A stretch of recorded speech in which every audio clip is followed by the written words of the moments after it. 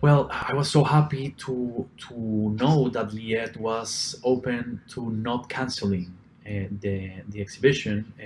That was in a time where everything was canceling. We were just getting emails from exhibitions that were canceling. So when Liet said not canceled, it was very felt great, and the fact that she wanted to do something anyway online was a great challenge. I saw it as a sort of why not opportunity, and it was I got in a very positive way. I like challenges, and I like when to be out of my comfort zone, and definitely that was an email that triggered this.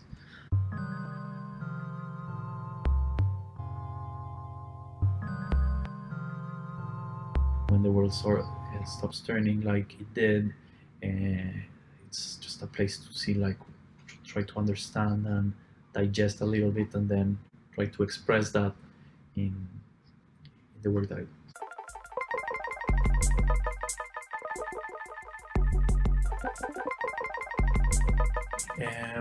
That's a good question.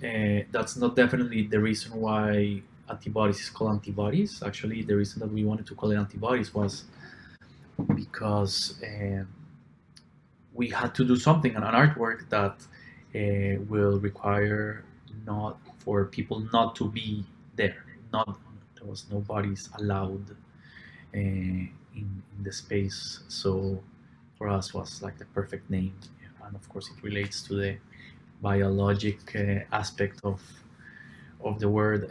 But what the question mentions is art works as antibodies. I do think so. I think uplifting art or art that makes you reflect and question things is helps just to process uh, everything, life in general, and yeah, with the situation where we were bombarded by data and bad news most of the time, I think art did do had this role of sort of trying to see the to make you see the good things, the positive things that might be come after this, or um,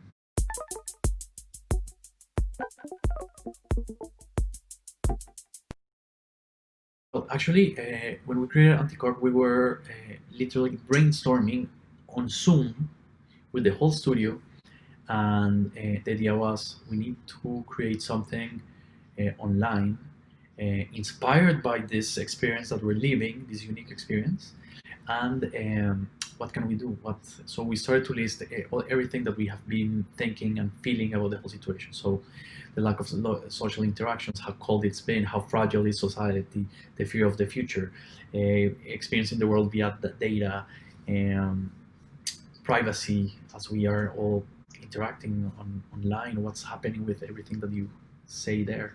And so there were many aspects, and of course, quickly we realized, like, this experience of brainstorming for the first time in our lives via a Zoom meeting, it's so unique that I think that's something that we can grab from, and it has very interesting elements that we like to include in our work. First, it's interactive, of course. People are talking through this platform, and you can sort of influence the conversation, etc. But also there's this aspect of the image of you, and you never in your real life you never see yourself from a third person point of view. But in this conference, every time somebody's talking, you see yourself how their people are seeing you. So and that had a very interesting link with our mirrors exhibition that we were going to present in ONSIC, in La Maison de la Culture de ONSIC, of ONSIC, because mirrors, the exhibition was three pieces that were using the image of the person to become.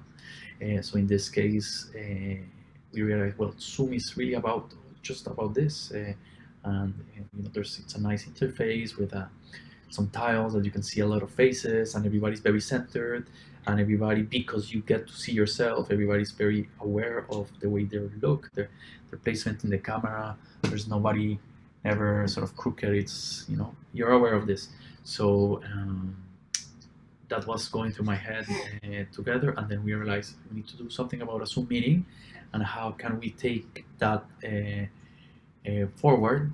And then when we realized, okay, we're going to do a Zoom meeting, what are the two elements, or what are the elements that will be interesting? And I think it's this idea of you're looking at yourself all the time. So you're like in this sort of mindset of, how do I look? Am I looking well? How do I see myself talking? Do I see myself sort of do I seem to be interested in the current conversation, etc. So it's really about you. And the other aspect is about the others. There's tiles of everybody, and then you are able to see them like you were a security guard. You can see each one. You can see who's paying attention, who's bored, who's sleepy, who's hungover, who's angry. You can see. So it's really about it has this sense.